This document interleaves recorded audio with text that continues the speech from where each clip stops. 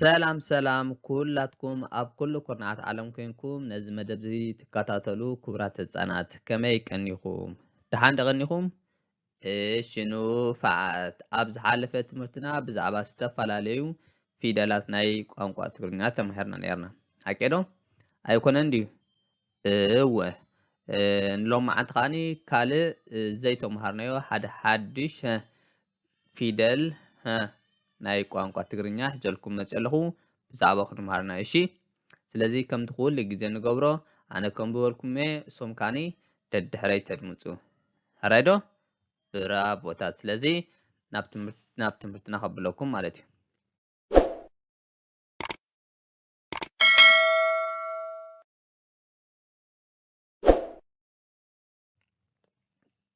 ገ ጉ ጊ ጋ ጌ ግ ጎ ብራቮታት ብራቮታት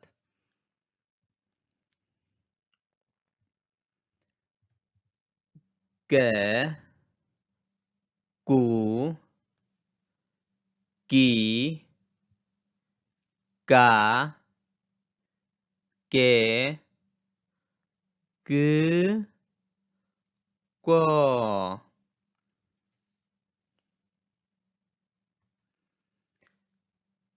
ዋው ስእሊ ይረኣየኩም ደሎ ኣብ ስእሊ እንታይ ትሪኡ ኣለኹም ወይ እንታይ ትዕዘቡ ኣለኹም ኣብዚ ሓደ እንስሳ ዘቤት ይረኣየና ኣሎ ሓቂ ዶ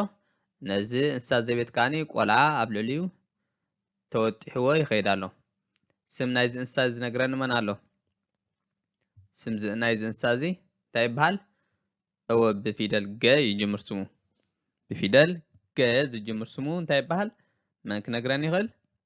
ብራቦ ሳምሪ እንታይ ይበሃል እዚ ነፍዕቲ ገመል ገመል ገመል መን ክፅሕፈለይ ይኽእል ገመል መን ክፅሕፋ ይኽእል እሺ ሶልያና ከመይ ጌርካ ትፅሓፍ ብራቮ ብራቮ ከመይ ጌርና ንፅሕፋ ያ ገ መ ል ገመል ገመል ንፍዕቲ ኣብዚ ኸ እንታይ ይረኣየኩም ኣሎ ኣብዚ ኸዓነ ሓደ ስእሊ ሓዱሽ ስእሊ ይረኣየኩም ደሎ ኣብዚ ስም ናይ ስእሊ እዚ ወይ ድማ ስም ናይዚ እንታይ ይበሃል መን ክነግረኒ ይኽእል እዚ እውን ስሙ ብምንታይ ይጅምር ብፊደል ገ ይጅምር እንታይ ይበሃል እዚ እንታይ ይረኣየኩም ኣሎ ኦኬ ጴጥሮስ ብራቮ ብራቮ እንታይ ይበሃል ገረብ ገረብ ገረብ ከመይ ገይሩ ይፅሓፍ ከመይ ጌርካ ይፅሓፍ ገረብ መን ክፅሕፈለይ ይኽእል ኣሚ እሺ ኣሚ ብራቮ ብራቮ ከመይ ጌርና ንፅሕፎ ገረብ ያ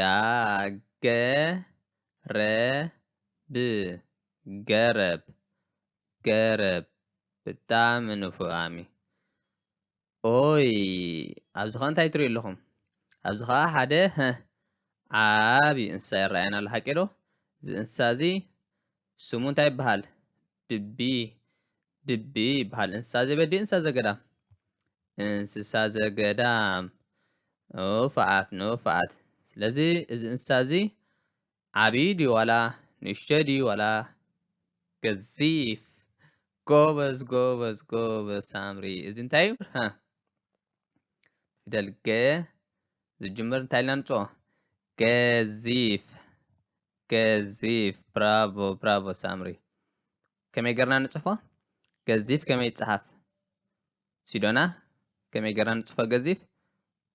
ብራቮ ብራቮ ገዚፍ ገዚፍ ገዚፍ ንፍዕቲ ብጣዕሚ ንፍዕቲ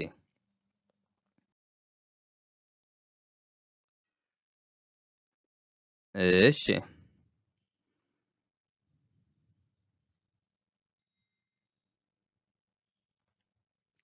ዋው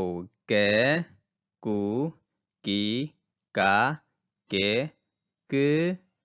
ጎ ኣብዚ እንታይ ይረኣየና ኣሎ ኣብዚ እንታይ ይረኣየና ኣሎ منالو زنقرني واو كتصبق زنتاي بحال بقاي جمر سمو بتعمي نفو سمر انتاي بحال جزا زنتاي جزا جزا خمي قرنا نتصفو مانك تصحف لي خل جزا اوكي سيدونا نفاتي خمي قرنا نتصحفه جزا جزا جزا جزا فات ابز خون تاي رايكم الله تاي رايكم الله بزي ازي اب عدنا اب ኤርትራ ማለት እዩ መብዛሕትኡ ግዜ ኣብ ሃገረሰብ ወይ ድማ ካብ ከተማ ወፃእ ዘሎ ዓድታት ዝስራሕ ገዛውቲ እዩ ኣብዚ እንታይ ይራኣየኩም ኣሎ ኣብዚ እንታይ ኢልና ንፅውዖ ማን ይነግረኒ ኣርሴማ ብራቮ ብራቮ እንታይ ይበሃል ገበላ ገበላ ገበላ ከመይ ጌርና ንፅሕፎ መን ክፅሕፈለ ይኽእል ገበላ ሄርሜላ ከመይ ይፅሓፍ واو نفتي كمي قرنا نصفها ج ب لا قبلا بتعم نفتي ابزو انت رايكم الله ابزو انت رايكم الله ابزي ها بوز حسابات اب كوف مبليوم كوفيلوم بس غاني اب قدم مايكروفون دوز كوف دبله سبير راينا الحكيرو زيوم ما بنتيام دلو ኣብ ቤት ፍርዲ ታትገብር ትመጽእ ሓደ ሰብ ጌጋ እንድሕርዳ ገይሩ ዝኾነ እንድሕርዳ ፈጺሙ ናብ ቤት ፍርዲ ይመጽእ ሓቂሮ እንታይ እንድሕር ፈጺሙ ማን ነግረኒ ይኽእል ብገዝ ጀምር እንታይ ተፈጺሙ ናብ ቤት ፍርዲ ትመጽእ ንፉ ጴጥሮስ ገበን እንድሕርዳ ጌርካ ናብ ምንታይ ትኸይድ ናብ ቤት ፍርዲ ትፍረድ ንፋዓት ስለዚህ ገበን ከመይ ጌርና ንጽሕፋ ገበን ብኸመይ ንጽሕፋ ኦኬ ሜላዊት ብራቮ ከመይ ጌርና ጽሕና ከመይ ጌርክ ጽሕፍካ ሜላዊት ነፈቲ ሜላዊት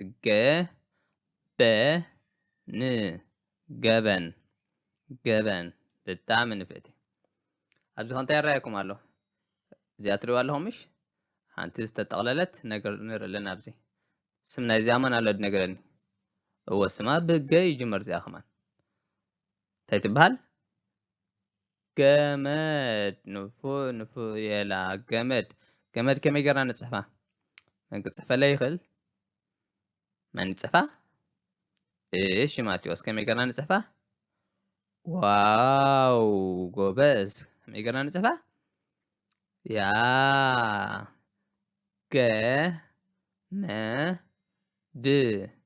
جماد جامد نفو اوكي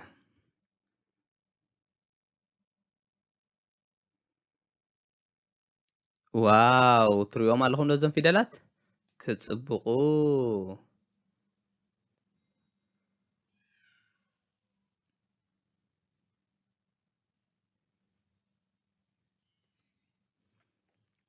እሺ تاسل زي ترايكم دلا زي ما نالو سمنا زي نقراني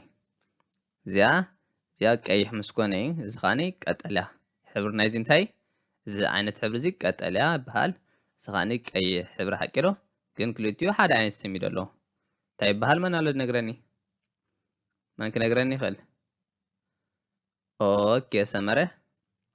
نوفو انتاي بحال قو ما نصحف لا يخل كمي ጌርካ ከም ትጽሓፍ ከርየን ዝኽእል መን ኣሎ ሳምሪ ጎበዝ ከመይ ጌርካ ትጽሓፍ ጉዕ ብጣዕሚ ንፈቲ እሺ እዚኣ ክትረኣየኩም ደላ እዛ ስእሊ እዚኣ መን ኣሎ ስም ናይዛ ስእሊ እዚኣ ትነግረኒ ስማ ትፈልጣሎ ወይ እዚኣ ከባድ ሓቀይ ايش بالك نقولكم يسمو اذا خمسة عينت قرب بصحتي جزء ابعدنا يبقول ابي ارترا مالتي زي مسقرف كايو ابوش انتايلو فرلو اذا مسناقصه تودلو فروصيو عدهاتنا بعد انتاي قبراو نعو وقيتن نمتاي تكمالو نمفاوزي مغوغو مفاوزي مغوغو يتقمالو مالتي سلازي السم نايزي انتي بحال سمو نغراني اي تفلطون ايش احنا وراكم يبال انا انتي بحال قول اي قول اي كو ل اي قول اي يس واو ابز خنتي رايكم الله زودتا يقبرالو سباي بتعم تحقسلو حقيرو يسحقالو ازي تحقسلو سلازي سباي انتايو حزن دي وي ها حقوس بتعم بتروس حقوس من صحف لا يخل حقوس كما يقرا تصحف ايش يقال كما يقرا نصحفه بتعم نفو كما يقرا نصحفه حقوس يا حقوس حقوس نفو اوكي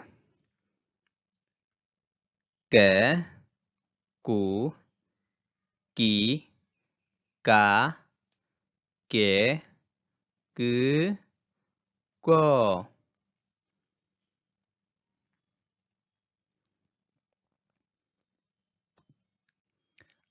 እሺ ኣብስሊ እንታይ ይረኣየኩም ኣሎ ኣብዚ ዝተኣከበ ነገር ኣሎ ሓቂሮ ኣብዝኻነ ሓደ ሰብኣይ ወይ ከዓ ሓደ ወዲ ይሰርሕ ኣሎ ስም ናይዚ ነግረኒ መን ኣሎ ስም ናይዚ ተኣኪቡ ደሎ መን ክነግረኒ ይኽእል ብጉ ዝጅምር ስሙ ብራቮ ሳምሪ ንፈቲ እንታይ ይበሃል ጉንዲ ዝተኣኪቡ ዘሎ ኣጉና ድዩ ስለዚ ንሓንቲ እንታይ ኢልና ንፅዋ ጉንዲ ስለዚ ሰብኣይ እንታይ ይገብር ኣሎ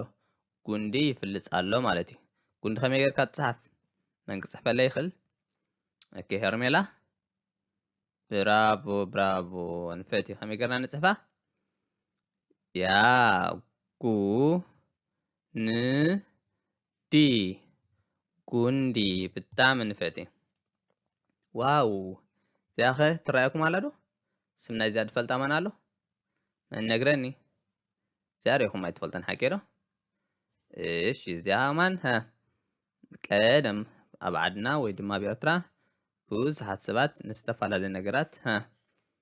መከላኸሊ ይኹን መሕረዲ ይጥቀሙላ ነይሮም ማለት እዩ እንታይ ትበሃል ጉራደ መን ኣሎ ክፅሕፈለይ ይኽእል መን ክፅሕፋ ይኽእል ኦኬ ዮሃንስ ከመይ ጌርካ ትፅሓፍ ብራቮ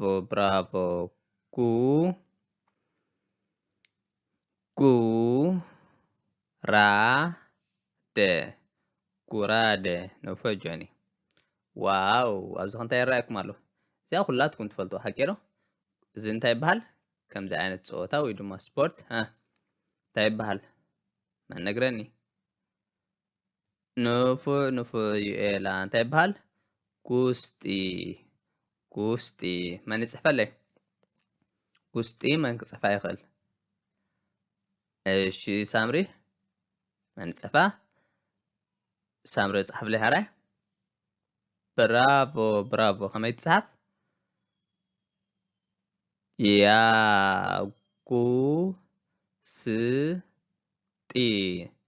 ጉስጢ ንፈቲ ሳምሪ ንፈቲ እሺ ኣብዚ ኸ እንታይ ይረኣየኩም ኣሎ ኣብዚ ኸ ሓደ እንስሳ ይረኣየና ኣሎ ሓቂ ዶ ስም ናይዚ እንስሳ እዚ ዝነግረኒ መን ኣሎ ናይዚ እንስሳ እዚ ስሙ ዝነግረኒ መን ኣሎ መን ክነግረኒ ይኽእል እሺ ዮሃንስ እንታይ ይበሃል ጉማረ ንፉዕ ጆኒ እንታይ ይበሃል ጉማረ ከመይ ጌርና ነፅሕፋ መን ክፅሕፈላ ይኽእል ኣሚ እሺ እስከ ፀሓፋ ዋው ንፉዕ ኣሚ ከመይ ጌርካ ትፅሓፍ እወ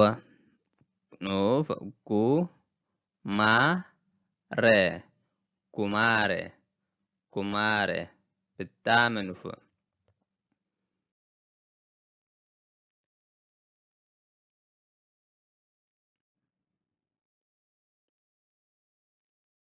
so ك كو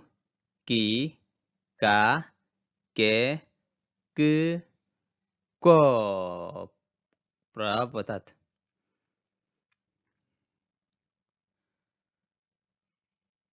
ك كو كي كا كي ك كو فات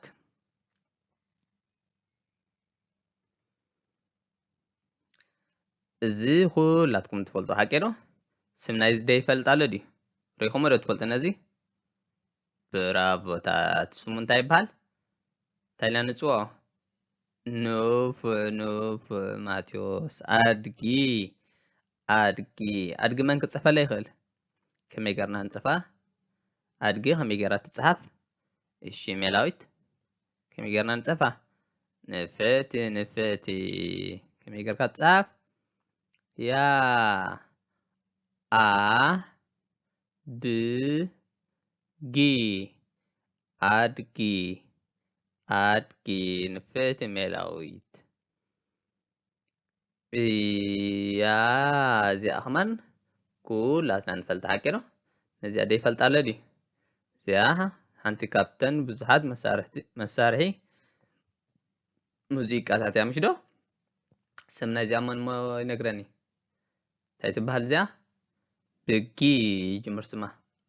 ጊ ጊታር ኑፉ ኑፉ ጴጥሮስ እንታይ ትበሃል ጊታር መን ክፅሕፈላ ይኽእል ይበል ዋው ዋው ዋው ኑፉ ኑፉ ኑፉ የላ ከመይ ጌርና ንፅሕፋ ያ ጊ ታ ር ጊታር ጊታር ብጣዕሚ ንፉዓት ክትነፍዑ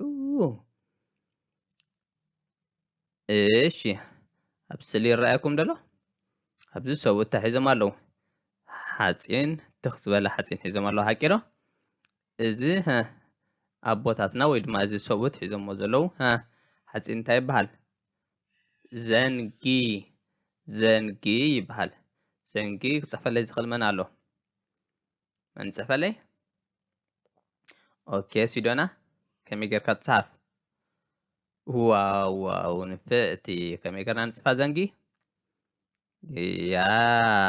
ዘ ን ጊ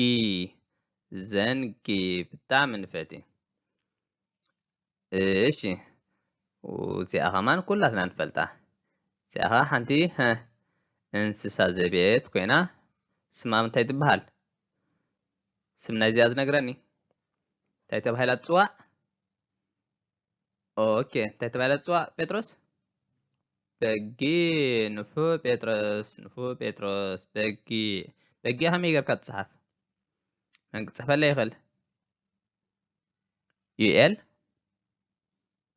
ጎበዝ ጎበዝ ከመይ ጌርና ንፅሕፋ በ ጊ በጊ በጊ ንፉዕ ኦይ ኦይ ከምዚ ዓይነት ሪኢኹም ትፈልጡ ከምዚ ዓይነት ሪኢኹም ኣይትፈልጡን ኣይኮነን ድዩ እዚ ቀደም ቀደም ቀደም ቀደም ቀደም ዘበን እንታይ ዝበሃል ነይሩ ጊላነት ወይ ድማ ባራዩ ዝበሃል ነይሮም ጊላ እንታይ ማለት እዩ ወይ ድማ ጊላውነት እንታይ ማለት እዩ ሓደ ሰብ ብዘይ ድልየቱ ብሓይሊ ተዓሚፁ ብዘይ ዝኾነ ይኹን ውህብቶ ወይ ደሞዝ ወይ ድማ ዓስቢ ከይተዋህቦ ወይ ከይተኸፍለ ንኻልኦት ሰባት ዘገልግል ማለት እዩ ስለዚ ጊላ ኢልና ንፅውዖ እሺ ጊላ ጊላ ከመይ ጌርካ ይፅሓፍ መን ኣሎ ዝፅሕፈለይ ጊላ ሰመረ ብራቮ ከመይ ጌርና ንፅፋ ያ ጊላ ጊላ ጊላ ንፉዕ እሺ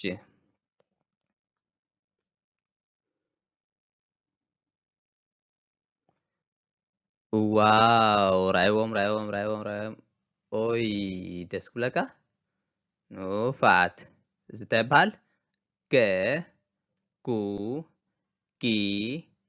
كا كي ك كو حجي كلاتكم توصوم حكيلو كقولكم كلهم توصوم لهم نوفات أبسلتا يرايكم الله سريكم ولا تفلتوا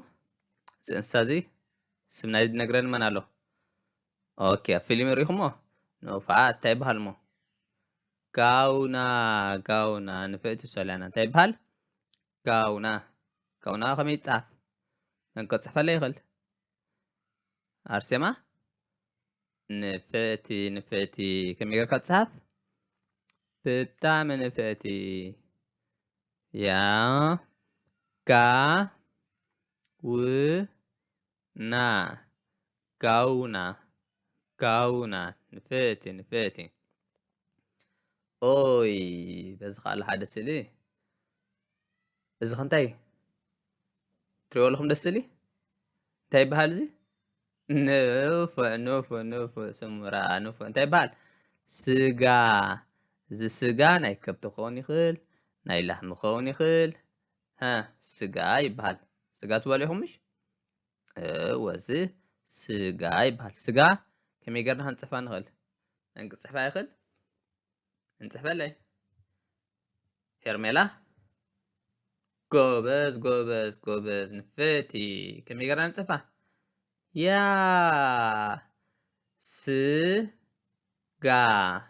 ስጋ ፈቲ ሄሩ ኦይ ነዚኦም ዝፈልጦም መን ኣሎ እዚ እንስሳ እዚ እንታይ ይበሃላ ወይ ድማ እዛ እንስሳ እዚኣ እንታይ ትበሃል መን ነግረኒ እዚኣ ሓንቲ ካብ እንስሳ ዘገዳም ኮይና ስማ እንታይ ይበሃል ስም ናይዚኣ እንታይ ይበሃል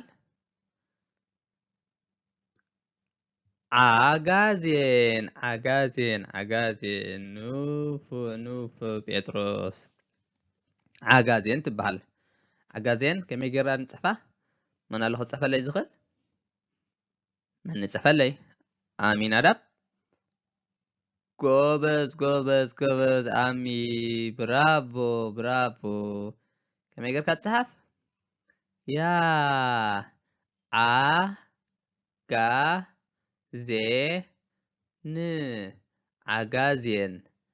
ዓጋዜን ብጣዕሚ ንፉዕ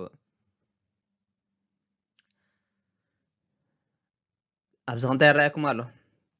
ኣብዚ እንታይ ይረኣየኩም ኣሎ ሓዳስ ኤርትራ ዝተፈላለዩ ዓምታት ካብ ዘለዋ ከምዚ ዓይነት እንታይ ኢልና ንፅውዖ እዚ እንታይ ተባሂሉ ይፅዋዕ ብጋ ይጅምር እሺ ሰሊ ንፍዕቲ እንታይ ይበሃል ጋዜጣ ሓዳስ ኤርትራ ንፍዕቲ ጋዜጣ ከመይ ጌርና ንፅሕፋ መን ክፅሕፈለይ ይኽእል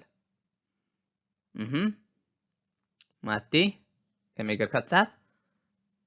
ጎበዝ ንፉዕ ጋዜጣ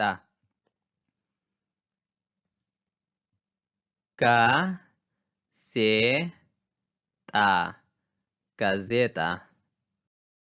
እንታይ ይበሃልና ሕጂ ኩሉ ወፂኹም ሓቂ በዓልኹም ንፋት ኩ ኪ ካ ኬ ክ ጎ ብራቮታት ኦይ ኣብዝኻ እንታይ ይረኣየኩም ኣሎ ዝተፈላለዩ ዓይነት ኣሕምልቲ ኣብዚ ካሮት እንታይ ይበሃል ካሮት ኮሚደረ ኣብዚ ሓምሊ ቆስጣ ሽጉርቲ ጉዕ ካውሎ ዱባ ዝተፈላለዩ ዓይነት ኣሕምልቲ ይረኣየና ኣሎ ሓቂ ዶ ኣብዚ ኸዓነ ሓንቲ ሰበይቲ ደው ኢላ እንታይ ትገብር ኣላ ትመዝን ወይ ድማ ተመዓራርይ ኣላ ስለዚ እዚ እንታይ ይበሃል ዕዳጋ ኣሕምልቲ ይበሃል ዕዳጋ ከመይ ጌርና ንፅሕፋ ንፅሕፈለይ ዕዳጋ እሺ ማቲ ዕዳጋ ጎበዝ ከመይ ጌርካ ትፅሓፍ نوفو داغا داغا بتام نوفو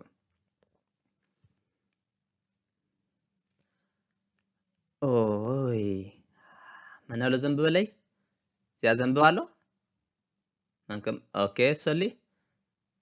كوبز ي حاجاي أب عمت كندي وقتات لونا 4 وقتات لونا سلازي حاجاي حدا خبتم 4 أب عمت زلو وقتات حاديو توم كالو سلسة انتاي تايبهالو متفلتوم دو الشيخ نوركم الحراي قوعي صديا كرمتي رابعي كاني حاجاي بتام نفعت أها أبسخ انتاي رأيكم الله أبسخان بوزحات سبات تريلهم استسرعوا نرى لنا حكيرو سلازي سبات كم زيلهم تسرعهم نحاده نجر كرهون لحدا دويلهم تسرع مالو تحيزه مالو مالتي تاجيرهم ريغا من كسفل ليهل ريغا أمي كوبز كم يقرنا نصفه يس كم يقرنا نصفه ريغا نوفو أمي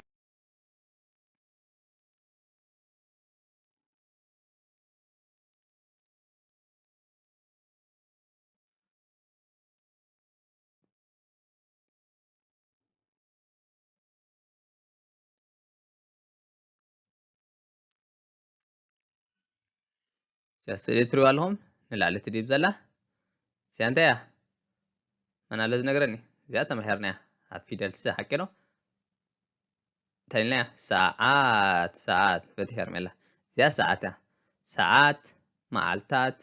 أواره عامتات نمتاي معكان إننا نتكمله ساعات نمتاي معكان نتكمله نمتاي معكاني نجزي نفتي سولي نجزي معكاني تاي نتكم ساعات معلتات سومنات أواره عامتات ندبلنا نتكم مالتي سلازي زي أنا متى نتكمله نجزي من قصح فليفل جزي كريستينا كم يقدر كات صحاف جزي أوي نفعتي كم يقدر كات صحاف يا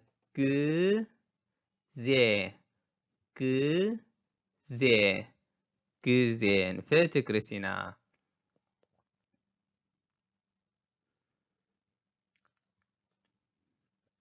من اللهم ببلي يدخل نزيا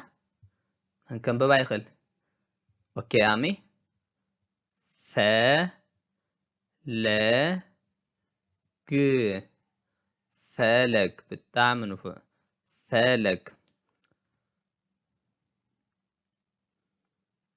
فلك تاماتيو فلك تروي لهم زي مش كاب حدا بوتا تبقسو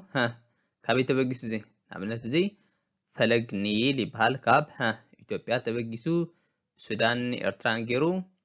ኣብ ግብጽ ያቱ ብግብጽ ኸጽልኻ ናብ ማእከላይ ባሕሪ ዝፈስስ ፈለግ ኒል ይበሃል ኦኬ ንውፋት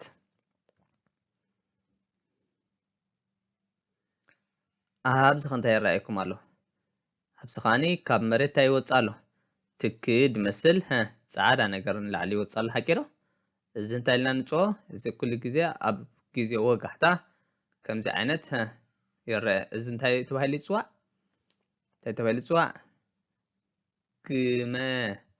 كما برافو سالي كما خمي قرنا نتصفى من نتصفى لي بيتروس الشي نوفو بيتي كما قرنا نتصفى يا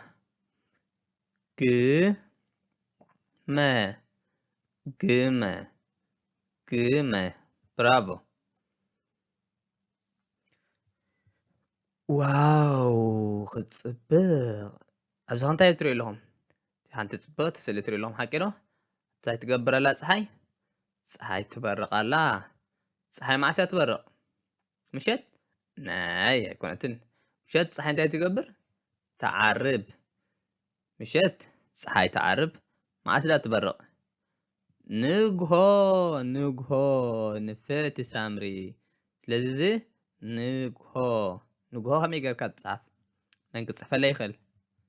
እሺ ኣሚ ከመይ ጌርካ ትፅሓፍ ንግሆ ብራቮ ከመይ ጌርና ንፅሕፋ ያ ንግሆ ጎበዝ እሺ እዚኣ ትሪእዋ ዘለኹም ኣብዚኣ ኸኒ ሓደ ዓይነት ሓሰኻ ይረአየና ኣሎ ሓቂ ዶ ስም ናይዚ ሓሰኻ እዚ ዝነግረኒ መን ኣሎ መን ክነግረኒ ይኽእል ያ ብግ ይጅምር ስሙ ወይ ድማ ስማ ኣይትፈልጥዋን ግዝዋ ትበሃል ግዝዋ መን ክፅሕፈላ ይኽእል መን ፅሕፈለይ ሲዶና ንፍእቲ ከመይ ጌርካ ትፅሓፍ ብራቮ ግዝዋ ብጣዕሚ ንፍእቲ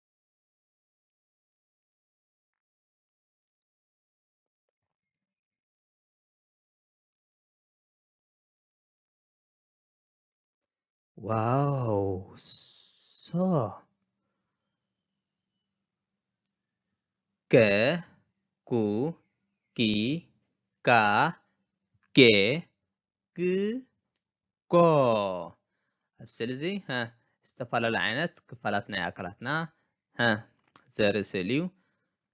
ሎማዓንቲ እዚኣ ንሪኣ ግን እንታይ ኢና ክንርኢ እዚኣ ብጫ ትሪእዋ ዘለኹም እዚኣ ብጫ ዓይነት ሕብሪ ዘለዋ ክፍሊ ናይ ኣካላትና ኢና ክንርኢ ማለት እዩ እዚኣ እንታይ ተባሂላ ትፅዋዕ ውሽጣዊ ኮይኑ ላዕለዋይ ክፋል ናይ ኣፍና እንታይ ተባሂሉ ይፅዋዕ ትንሓግ ብራቮ ሰሊ ትንሓግ ብላዕሊ ክፋል ናይ ኣካላትና ናይ ኣፍና ውሽጣዊ ኣፍና ማለት እዩ እንታይ ኢልና ንፅውዖ ትንሓግ ከመይ ጌርካ ትፅሓፍ መን ክነግረኒ ይኽእል መን ፅሕፈለይ ዮሃንስ እሺ ዋው ጎበዝ ከመይ ጌርና ንፅሕፋ ብጣዕሚ ንፉእ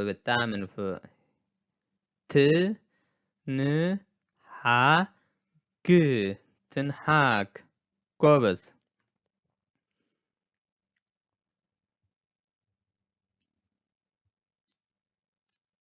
መን ኣሎ ዘንብበለይ እዚኣ ትሪእዋ ኣለኹም እዛ ፅሕፍቲ እዚኣ ቃል እዚኣ እንታይ ትበሃል መን ከንብበለይ ይኽእል እሺ ኣሚ ጅግና ጎበዝ ጅግና እንታይ ማለት እዩ ጅግና ማለት ሓደ ሰብ ወይ ድማ ሓንቲ ሰብ ምእንቲ ሃገራ ኢላ ብጃ ዝሓለፈ ወይ ድማ ብጃ ዝሓለፈ እንድሕር ዳ ኮይኑ እንታይ ኢና ንፅውዖ ጅግና ንኣብነት እዚ ኣብዛ ስእሊ ዘሎ ትሪእዎ ኣለኹም ዶ ሰብኣይ እዚ ሓደ ካብቶም ጀጋኑ ምእንቲ ሃገሮም ምእንቲ ናፅነት ኤርትራ ኢሎም ዝሓለፉ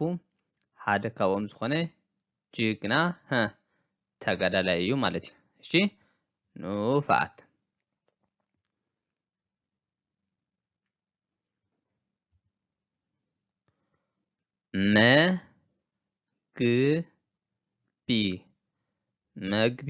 መግቢ እንታይ ማለት እዩ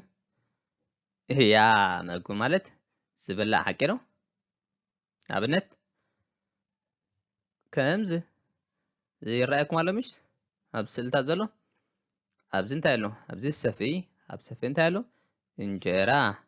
ኣብዚ ኻነ ፃሕሊ እዚ መትሓዚ እንታይ ይበሃል ፃሕሊ ኣብ ፃሕሊ እንታይ ኣሎ ፀብሒ ማለት እዩ ኣብዚ ዝተፈላለዩ ዓይነት መግቢ ኣሎ ማለት ስለዚ እዚ እንታይ ኢልና ንፅውዖ መግቢ ንፋዓት ክትነፍዑ ኦይ ኣብዛ ዝተፈላለዩ ዓይነት ስእሊ ኣሎ እዚኣ ትፈልጥዋ ኢኹም ሓቂ ዶ እዚኣ ንግስቲ ናይ ሽወደን እያ እዚ ኻኒ ንጉስ ሰብኣይን ሰበይትን እዮም እዚ ንጉስ ናይ ሽወደን ክኾን ከሎ እዚኣ ኸ ንግስቲ እዚኣ ንግስቲ ሳባ ትበሃል ንግስቲ ሳባ እሺ ከመይ ገርና ንፅፋ ንግስቲ መን ይፅፈለይ መን ክፅፋ ይኽእል ሄርሜላ ብራቮ ብራቮ ብራቮ ከመይ ገርና ንፅፋ ያ ቀላል ሓቂ ዶ ንግስቲ ንግስቲ ንግስቲ ንፉዓት ንፉዓት ንፉዓት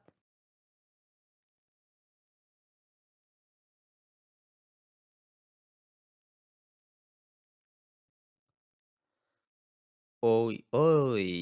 ዋው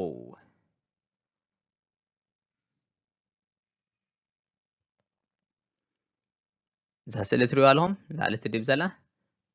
እያ ኣብዚ ዝኾነ ይኹን ኣጻድፍ የለን ሓቂ ዶ ሰጥ ዝበለ ሜዳ ወላ ሓደ ዓቐብ በሪኽ ነገር ጎቦ ፀድፊ ደይብሉ እንድሕር ዳኣ ኮይኑ እዚ እንታይ ኢልና ንፅኦ ሶሊ ብራቮ ጎልጎል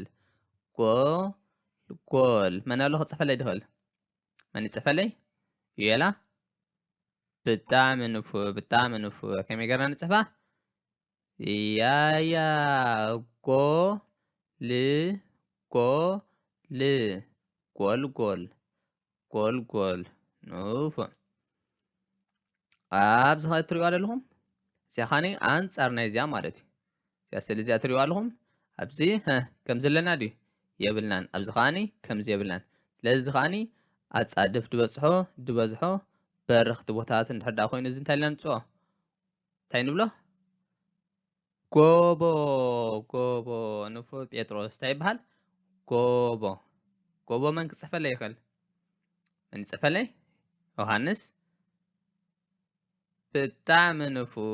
ከመይ ገርና ንፅፋ ጎቦ ያ ቀላል ጎቦ ብጣዕሚ ንፉዕ ኦይ እዚኣ ሪኢኹም ኣይትፈልጡን ሓቂ ዶ እዚኣ ሪኢኹም ኣይትፈልጡን እዚኣ እዚ እንታይ ሓደ በሊሕ መሳርሒ ከምዚ ዓይነት ቅርፂ ዘለዎ እንታይ ይበሃል ጎዞሞ መን ክፅፈለይ ይኽእል ኣርሱ ከመይ ይፅሓፍ ንፈቲ ከመይ ንፀፋ የስ ጎዘሞ ፈቲ ኦይ እዚኣ ትረኣየኩም ደላ ስእሊ እዚኣ እዚኦም ኣነህብ ሓቂ ዶ እዚ ንህቢ እዚኦም ከዓ ኣነህብ ስለዚ እዚ ካብ ንህቢ ዝተሰርሐ እንታይ ኢልና ንፅኦ ጎጎ ብራቮ የላ ጎጎ ከመይ ገርና ንፅፋ ሳምሪ ንፍዕቲ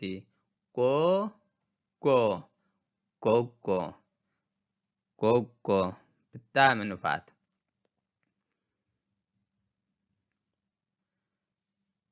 እሺ እዛ ስእሊ እዚኣ ክትረኣየኩም ደላ እዚ ኸዓኒ ሓንቲ ትኽ ዝበለ ቦታ በዘሎ ሓቂ ዶ ፅርግያ በዘሎ እዚ መኪና እዩ ዝኸዳሉ ኣሎ በዚ ከዓ ካልእ ኣሎ እዚ እንታይ ይበሃል ጎደና መፀውዒ ናይዚ እንታይ ይበሃል ጎደና ንኣብነት ጎደና ሓርነት ክንብል ንኽእል ማለት እዩ እዚ ዝተፈላለዩ ኣስማት ኣለዎ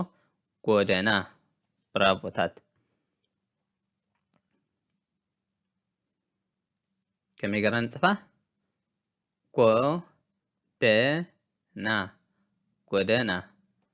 ጎደና ፋት እሺ ስለዚ ናይ ሎማዓንቲ ትምህርትና እንታይ ነይሩ ማን ኣሎ ዝነግረኒ ጎበዝ ሳምሪ ብዛዕባ ፊደል ገጉ ተማሂርና ሓቂ ዶ ስለዚ ሕጂ ኸ ኣነ እንዳፅሓፍኩ ከምብበልኩም እንዴ እሶም ከዓ ደድሕረይ እንታይ ትገብሩ ትደግሙ ደድሕረይ ዘዝበልክዎ ተድምፁ ንፉዓት ገ ጉ ጊ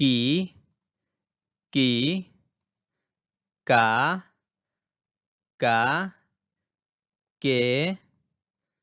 ge g g go go bravoታት bravoታት ge gu gi ga ge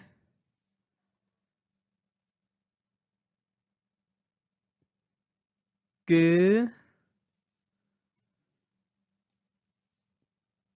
go ge gu gi ga ge g go ge gu gi ga ge g go ብጣዕሚ ንፉዓት ስለዚ ክቡራት ተምሃሮ ናይ ሎማዓንቲ ትምህርትና ብዛዕባ ፊደል ገን ብፊደል ገጉ ዝጅምር ዝተፈላለዩ ዓይነት ኣስማትን ተማሂርና ስለዚ ኣብ ዝቕፅል ትምህርትና ብካልእ ዓይነት ፊደል ስጋብ ንራኸብ እዞም ሎማዓንቲ ዝተምሃርኩሞምን እዞም ቅድሚ ሕጂ ዝተምሃርኩሞምን ብግቡእ ኣፅኒዕኩሞም ትመፁ እሺ ንፉዓት ስለዚ ስጋብ ካልእ ግዜ ብካልእ ትምህርቲ ዝመፀኩም ሰሰናይ ንዓኹም ሰላም ቅነ ባይ ባይ ቻው